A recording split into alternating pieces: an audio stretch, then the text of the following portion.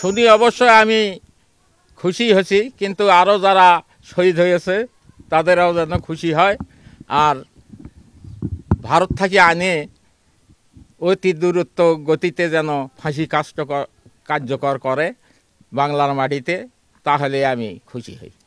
হ্যাঁ, সরকারের কাছে দাবি ভারত থেকে নিয়ে আসার জন্যে, নিয়ে এসে যেন ফাঁসি কার্যকর করে আমার জীবন দশায় আমি যেন দেখতে পাই। হ্যাঁ, একটু অন্তরটা ঠান্ডা হলো, পুরো কার্যকর হলে আরও আমি খুশি হব।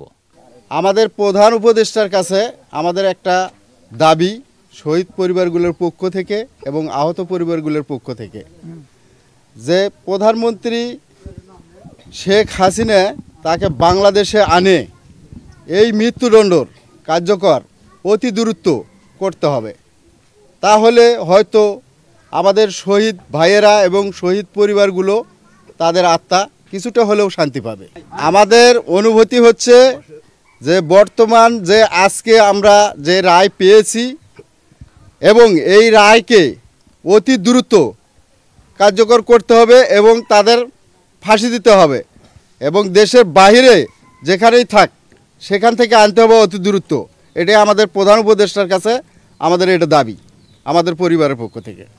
আমার ছোট ভাই আবু সাইদ সহ অসংখ্য মানুষকে গুম খুন হত্যা করেছে।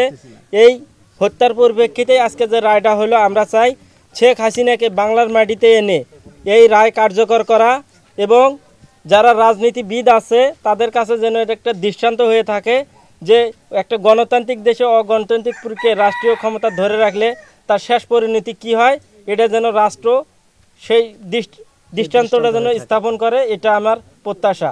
এবং শহীদ ফ্যামিলির, আবু সাইদের শহীদ ফ্যামিলি হিসেবে, ভাই হিসেবে আমার একটা প্রত্যাশা যে আমরা যেন এই রায়টা আমরা যেন দ্রুত সময়ে দেখতে পাই, তাহলে আমরা আমাদের ভাই হারাইছে, আমরা তো ভাইকে ফিরে পাবো না, কিন্তু আমরা যেন সচক্ষে আমাদের ভাইদের খুনিদের যেন বিচারটা দেখে যাইতে পারি।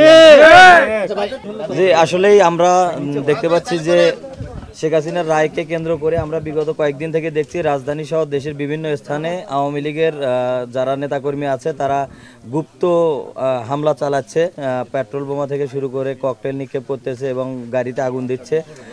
বিভিন্ন জায়গায় আমাদের যে জুলাই স্মৃতি যে শহীদ মিনারগুলো আছে সেখানেও তারা আগুন দিচ্ছে, আমরা এই ঘটনা দেখতে পাচ্ছি। তো এরই প্রেক্ষিতে আসলে যারা শহীদ ফ্যামিলি আছে এবং যারা আহত ফ্যামিলি আছে এবং বিশেষ করে যারা জুলাইয়ে যারা অগ্রণী ভূমিকা পালন করছে তারা আসলে শঙ্কিত বোধ করছে আর কি। তো আমরা রাষ্ট্রের কাছে এটা আবেদন করব যাতে শহীদ ফ্যামিলি, আহত ফ্যামিলি থেকে শুরু করে সবাইকে পূর্ণ নিরাপত্তা দেয়া হয়।